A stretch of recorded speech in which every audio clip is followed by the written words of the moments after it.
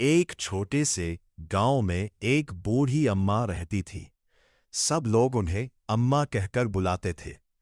अम्मा बहुत गरीब थीं, लेकिन उनका दिल बहुत बड़ा था। वो रोज जंगल से लकड़ियां लातीं और उन्हें बेचकर अपना गुजारा करतीं। अम्मा बिल्कुल अकेली थी। ना उनका कोई बेटा था, ना बेटी, लेकिन गांव के छोटे छोटे बच्चे उनसे बहुत प्यार करते थे। एक दिन बहुत तेज बारिश हुई। अम्मा जंगल में लकड़ी लेने गई थी। बारिश इतनी तेज थी कि अम्मा एक बड़े पुराने पेड़ के नीचे जाकर बैठ गईं।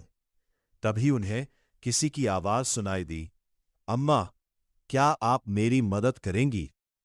अम्मा डर गईं। उन्होंने इधर उधर देखा, लेकिन वहां कोई नहीं था।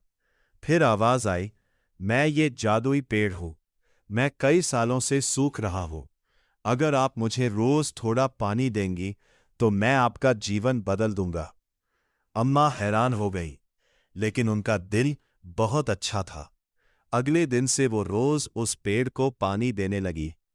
गांव वाले उनका मजाक उड़ाने लगे, अरे अम्मा पागल हो गई है, सूखे पेड़ को पानी दे रही है।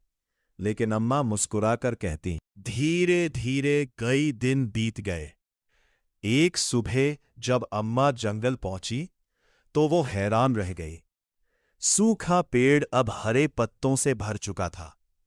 उस पर चमकते हुए सुनहरे फल लगे थे। तभी पेड़ बोला, अम्मा, आपने बिना किसी लालच के मेरी मदद की।